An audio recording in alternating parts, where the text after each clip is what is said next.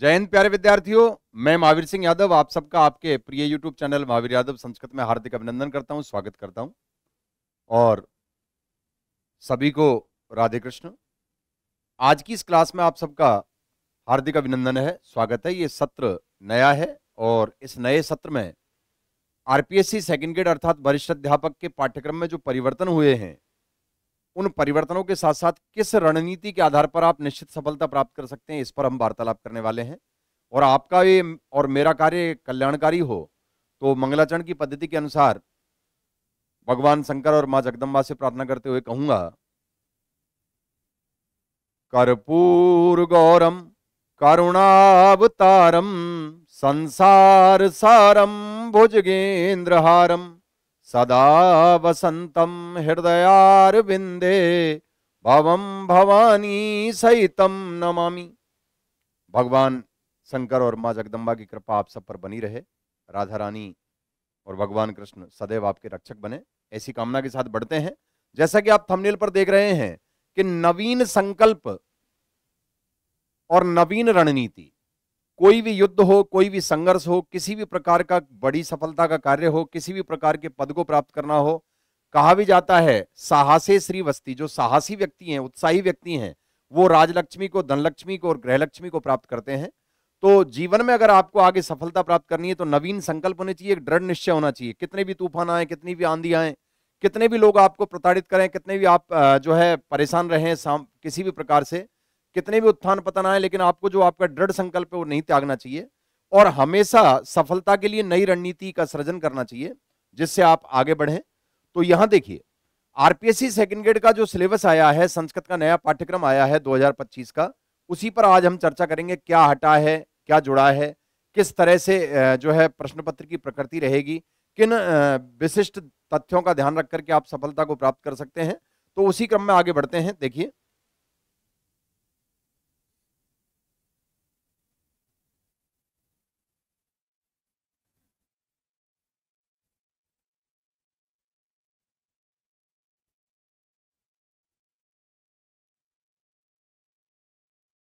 सबसे पहले मैं आपको बता दूं कि किसी भी सफलता के लिए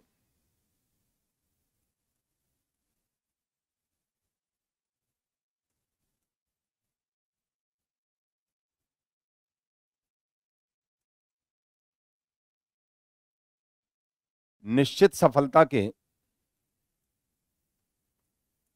पंच सिद्धांत, कोई भी कार्य हो, कोई भी क्रिया हो, उसमें निश्चित सफलता के जो पंच सिद्धांत है वो ये हैं। देखिए, क्योंकि संस्कृत के साथ साथ एथिक्स भी मैं पढ़ाता हूं तो उसी हिसाब से ये 5 तथ्य आपके लिए बड़े काम के हैं। सबसे पहला,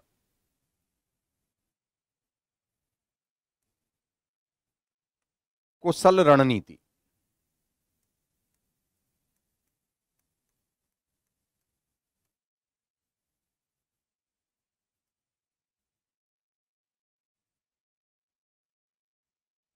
दृढ़ निश्चय,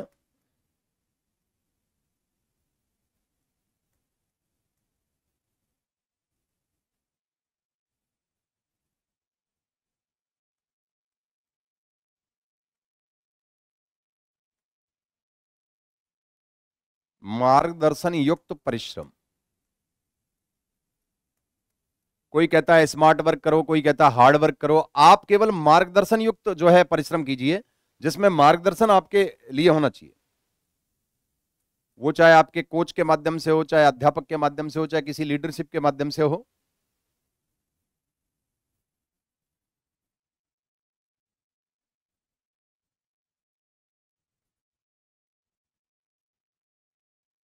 धैर्य एवं सहनशीलता। जब तक आपको लक्ष्य प्राप्त नहीं होता तब तक आपको कभी किसी प्रकार से जो है उलझना नहीं है, किसी भी कार्य क्रियाकलाप में ऐसे गलत कार्य में नहीं उलझना है। लोग आपकी टांग खींचने की कोशिश करें तो भी आपको जो है अपने लक्ष्य के प्रति ध्यान केंद्रित करना है और बस लगातार जो है सहनशीलता के साथ आगे बढ़ना है।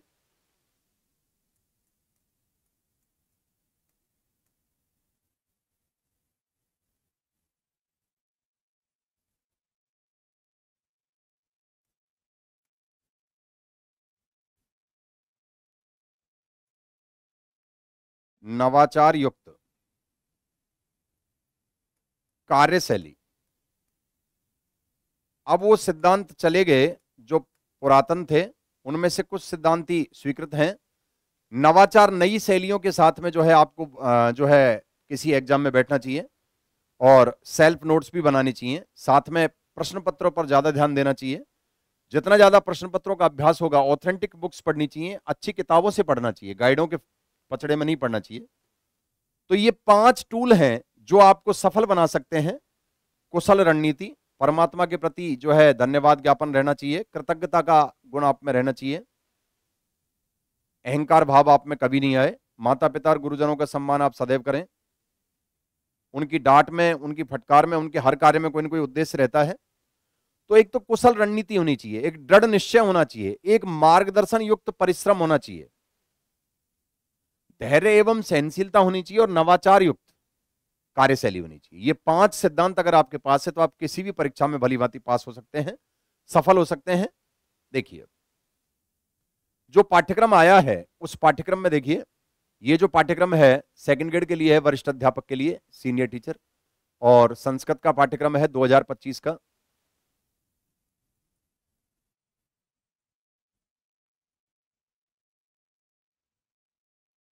देखिए प्रथम भाग में माध्यमिक और उच्च माध्यमिक स्तर का आएगा, जिसमें लघु सिद्धांत कौमुदी, वरदराजकृत जो लघु सिद्धांत कौमुदी है, ध्यान रखिएगा।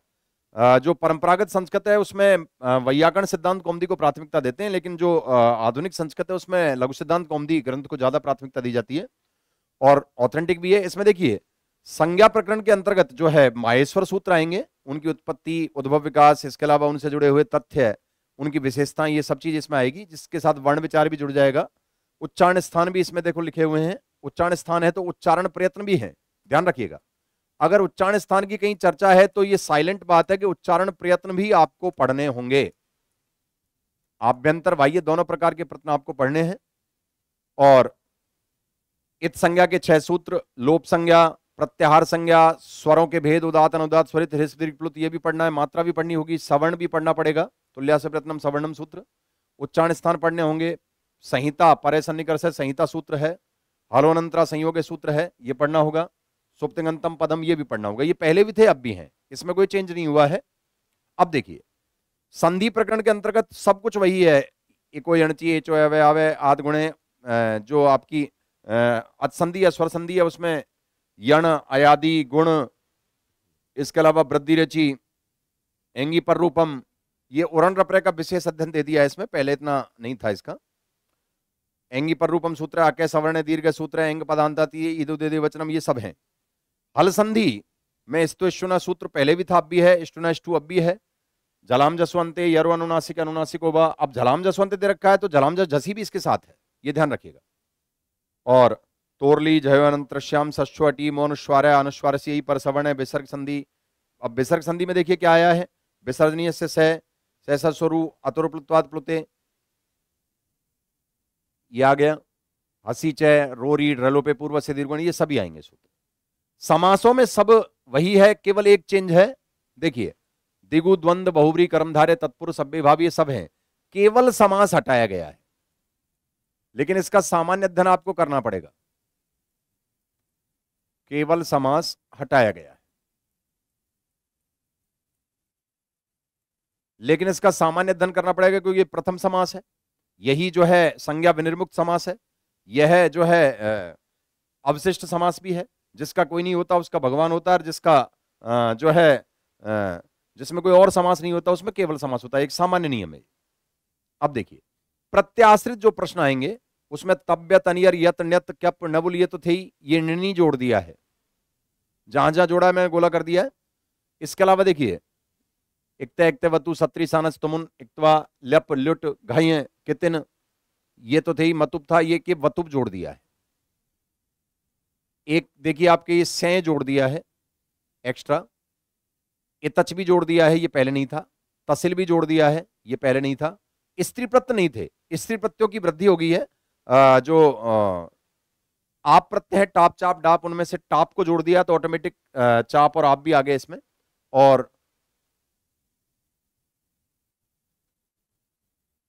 इकारांत, दीर्घ इकारांत स्त्रीलिंग शब्द बनाने वाले जो है वो शब्द भी इसमें वो प्रत्यय भी आ गए हैं, गीप और गीस। ऑटोमेटिक गीन भी आ गया, मतलब सारे स्त्री प्रत्यय आ गए ऑटोमेटिक। शब्द रूपों में राम, हरि, पति, गुरु, पितृ, गच्छत, राजन, रमामती, धनी, धेनु, ये तो सब थे। एक तो मातृ एक्स्ट्रा कर दिया है, सरित एक्स्ट्रा कर दिया है, वाच एक्स्ट्रा कर दिया है, फलवारी, मधु, मनस, ये मनस बढ़ा दिया है, नामन भी बढ़ा दिया है, और बाकी सब ऐसे ही है। सर्व भी है, सर्व तीनों लिंगों में अस्मदि उसमद आया है, तत् है, इदम है। 5 लकारों में धातु रूप है, भू, नम, गम, पच, ये सब पहले भी थे। नृत है, क्रुद्ध है, सक है, क्री है, ज्ञा है। आत्मनेपदी में लव और सेव ये पहले भी थे, ये बढ़ गई है, क्री धातु बढ़ा दी है वो पदी में, और ये आच बढ़ा दी है। इनका परस्मी पदी में और आत्मनेपदी में दोनों में रूप आपको याद करना होगा मित्रों। अब देखिए अव्यय संबंधी सामान्य प्रश्न। अत्र, तत्र, अद्य, हय, श्वै, इत्यम, इदानीम, सनी, उच्चे, नीचे, अपि, कथम, पुनः, यथा, तथा, ये सेम है, यहां कुछ ऐसा चेंज नहीं हुआ है। सभी अव्यय पढ़ने हैं, उनमें से कुछ ये प्रमुख अव्यय हैं जिनका अध्ययन आपको पद प्रयोग की दृष्टि से, विभक्ति प्रयोग की दृष्टि से देखना है। उपसर्ग संबंधी प्रश्नों में प्र, परा, अप, सम, अनु, दुर, दुष्प, ये सब हैं, ये मुख्यतः दे दिए हैं, बाकी पढ़ना सभी को है। अशुद्धि संशोधन और संस्कृत अनुवाद आएगा कारक प्रकरण के अंतर्गत, ये जो है ये कारक प्रकरण से जुड़ा हुआ है। कारक प्रकरण का सारांश मानना आप इसको, कारक प्रकरण आश्रित है। कारक प्रकरण का पूरा ज्ञान होगा तभी अनुवाद और अशुद्धि संशोधन आप कर पाओगे। कारक विभक्ति आश्रित अशुद्धि संशोधन आएगा, हिंदी से संस्कृत में अनुवाद आएगा। वाच्य परिवर्तन केवल लट्लकार में है, पहले भी था। लिंग अनुसार संख्या ज्ञानम, देखो ये खास बात जोड़ दी है इसमें। अब संख्या ज्ञान है तो घटिका ज्ञान ऑटोमेटिक जुड़ गया, क्योंकि संख्या ज्ञान के आधार पर ही घटिका ज्ञान होता है, समय का ज्ञान होता है, तो ये संख्या का ज्ञान इसमें आएगा। अब देखिए पूर्णत प्रत्यांत संख्या प्रयोग, संख्या का जो है प्रत्यपद की दृष्टि से प्रयोग होगा। संस्कृत व्यवहारिक शब्दों का, ये नई चीज जोड़ी है, देखिए ये चीज इसमें विशेष जोड़ दी है, टीजीटी पीजीटी में पहले आती थी। और पशु पक्षी फल सब्जियों के नाम है, पारिवारिक संबंधों सूचक नाम है।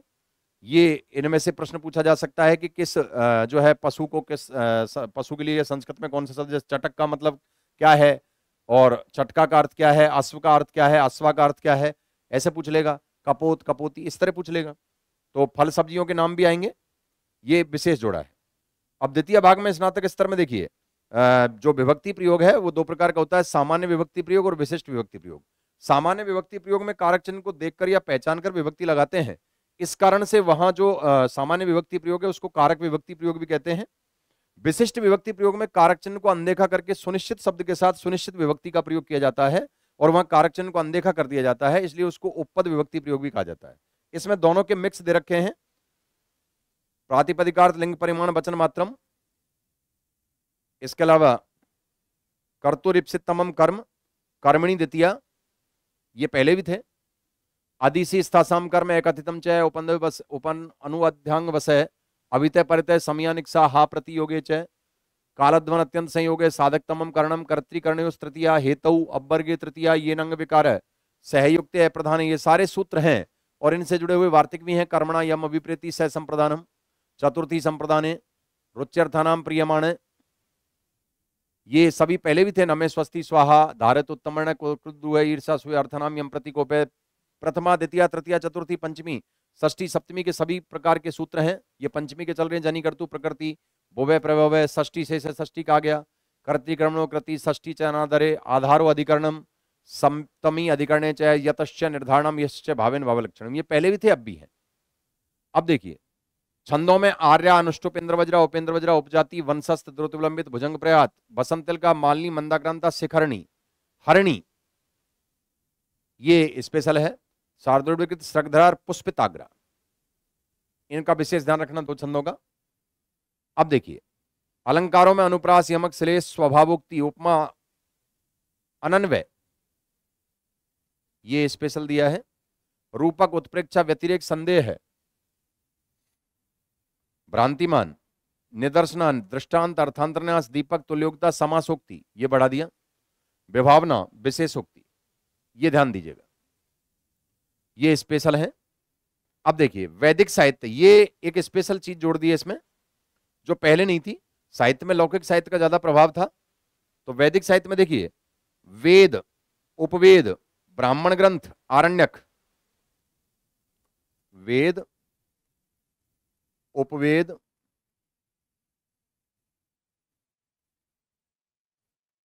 ऋग्वेद, यजुर्वेद, सामवेद, अथर्ववेद, ये 4 वेद हैं। ऋग्वेद का उपवेद जो है वो आयुर्वेद है, यजुर्वेद का उपवेद है वो धनुर्वेद है, सामवेद का उपवेद गंधर्व वेद है, अथर्ववेद का उपवेद अर्थवेद या शिल्प वेद है।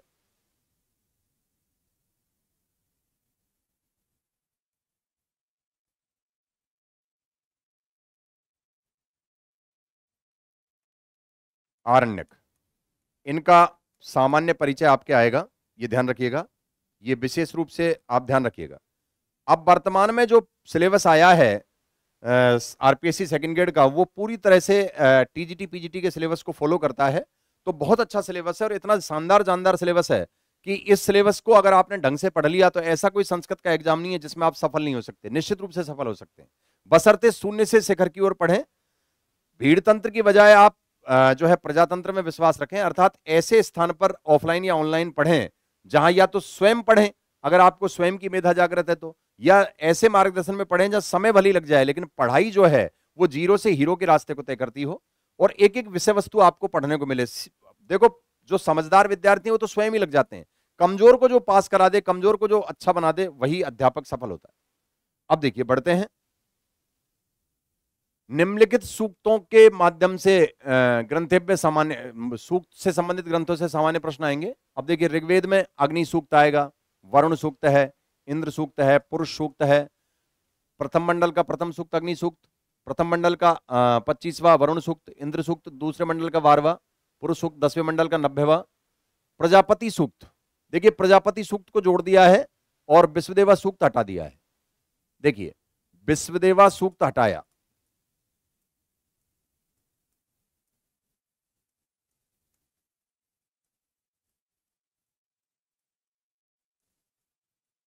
यह ध्यान रखिएगा। संज्ञान सूक्त है ही, 10वें मंडल का 121वां प्रजापति सूक्त है और 10वें मंडल का 191वां सूक्त जो है संज्ञान सूक्त है। श्रीमद् भगवत गीता का द्वितीय अध्याय, इसमें कर्म सिद्धांत,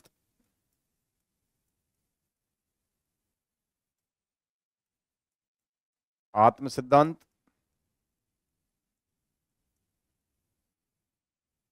और स्थित प्रज्ञ,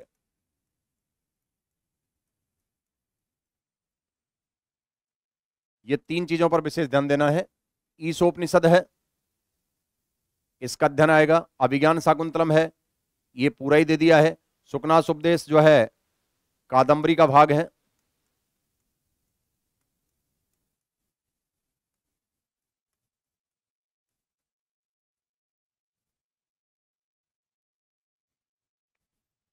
अब देखिए, अभिज्ञान शाकुंतलम कालिदास कृत सर्वश्रेष्ठ रचना है, इनका विशेष अध्ययन है। भारतीय संस्कृति संबंधी प्रश्न आएंगे जिसमें वर्ण व्यवस्था, आश्रम व्यवस्था, 16 संस्कार, पंच महायज्ञ, त्रिविध ऋण, ये चीज आपको जो है हम एथिक्स में भी पढ़ाते हैं और यहां भी पढ़ाते हैं। और भारतीय संस्कृति की विशेषता, ये विशेष चीज जोड़ दी। देखो, भारतीय संस्कृति की विशेषता, ये आईएएस लेवल तक चलती है चीज, आरएस में भी आती है। भारतीय संस्कृति की विशेषता जोड़ करके पूरे भारतवर्ष का जो है क्या क्या विशेषताएं हैं वो सारी इसमें आ जाएंगी। अब देखिए, साहित्य में व्यक्तित्व कृतित्व है, कवियों के व्यक्तित्व का मतलब जीवन परिचय, कृतित्व का मतलब रचना कार्य है, उनका विशेष अध्ययन है, उनकी काव्य कला, उनकी भाषा शैली, उनका प्रकृति चित्रण, उनका सामान्य परिचय, विशिष्ट परिचय, क्या विशेष बात उनके बारे में, वो सब अध्ययन है। साहित्य पढ़ना और पढ़ाना अपने आप में कला है, व्याकरण तो रट के भी पढ़ाई जा सकती है।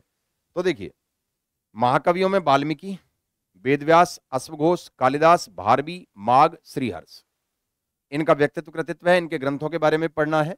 वाल्मीकि का रामायण हो गया, वेदव्यास का महाभारत और पुराण हो गए। और इसी प्रकार से देखो, ये वेदव्यास विशेष रूप से ध्यान दीजिएगा, ये यहां जोड़ा गया। कालिदास के रघुवंशम कुमार संभवम 2 महाकाव्य, मेघदूतम, ऋतुसारम 2 खंड काव्य, और जो है अभिज्ञान शाकुंतलम, विक्रम उर्वश्यम, मालविका अग्निमित्रम 3 नाटक, इनका विशेष अध्ययन है। भारवी का किरातार्जुनीयम, माघ का शिशुपाल वधम, श्रीहर्ष का नैषधि चरितम, ये सभी पढ़ने हैं। गद्य कवियों में दंडी, दंडी का 10 कुमार चरितम विशेष रूप से ध्यान रखें। सुबंधु का बासव दत्ता, बाण भट्ट का हर्ष चरितम और कादम्बरी, अंबिका दत्त व्यास का जो है शिवराज विजय, ये आधुनिक कवि हैं। अंबिका दत्त व्यास प्रथम उपन्यासकर्ता भी हैं।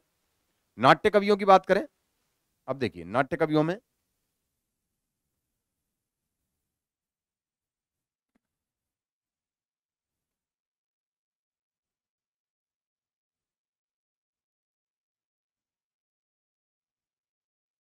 नाट्य कवियों में मैं लिख देता हूं ही, शायद एक स्लाइड में कमी है। नाट्य कवियों में देखिए, भास,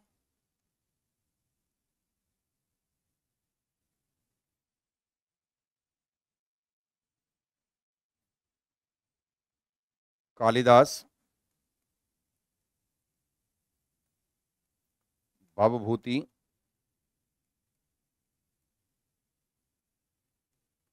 शूद्रक,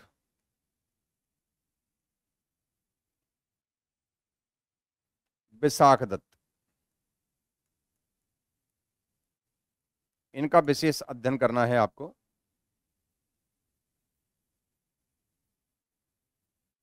अब देखिए, ये नीति कवि हैं।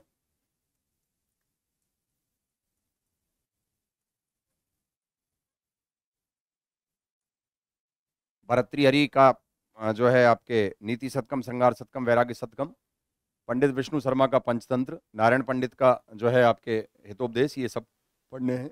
अर्वाचीन कवियों में देखो, भट्ट मथुरानाथ शास्त्री पहले भी थे, अब भी हैं। देवऋषि कलानाथ शास्त्री पहले भी थे, डॉक्टर प्रभाकर शास्त्री भी थे, पंडित पद्म शास्त्री भी थे, पंडित सूर्यनारायण शास्त्री। देखिए, डॉक्टर हरिराम आचार्य को विशेष रूप से जोड़ा गया, ये ध्यान रखिएगा। ये जो है सुप्रसिद्ध गीतकार रहे हैं।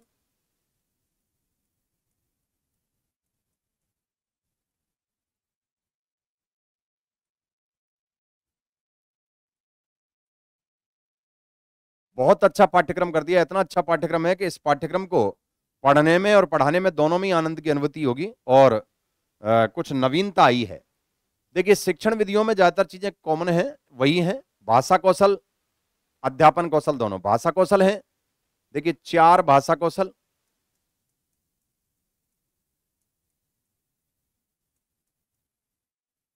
और 5 अध्यापन कौशल, इनका जोड़ा है, ध्यान रखिएगा। जरूर पढ़ने हैं आपको, इन्हीं में से क्वेश्चन आते हैं ज्यादातर।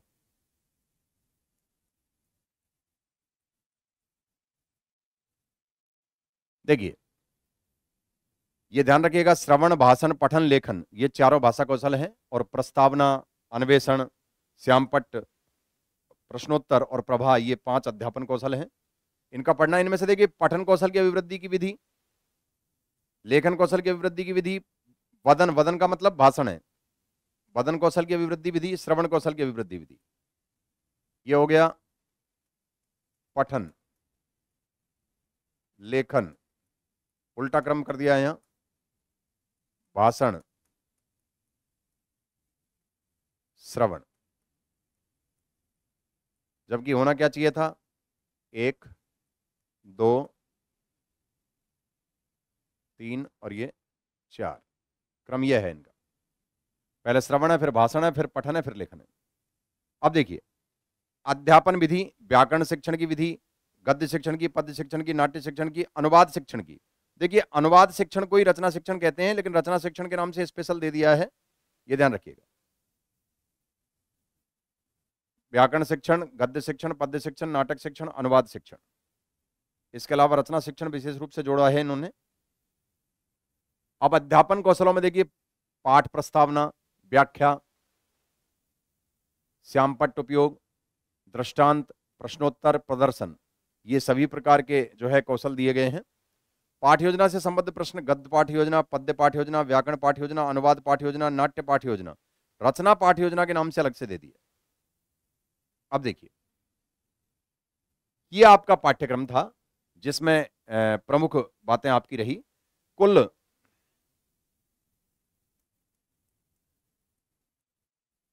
150 प्रश्न होंगे,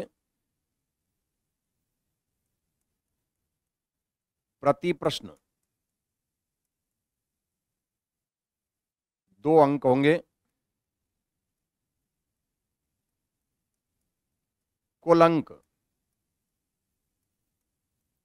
300 होंगे।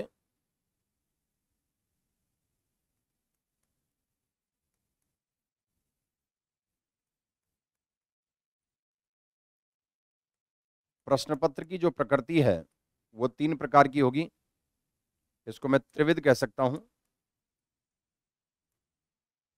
त्रिविध प्रश्न पत्र प्रकृति होगी, जिसमें देखिए क्या क्या आएगा,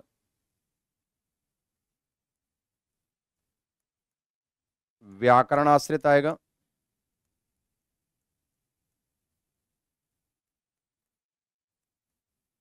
व्याकरण आश्रित प्रश्न आएंगे दोस्तों।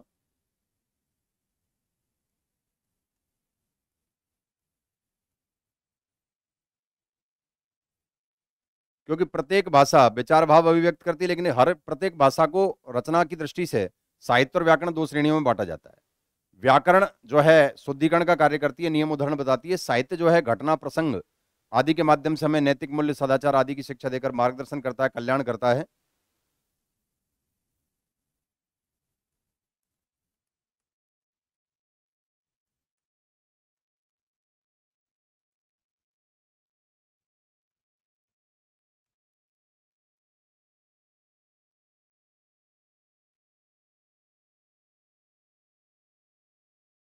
साहित्याश्रित प्रश्न भी होंगे। और तीसरा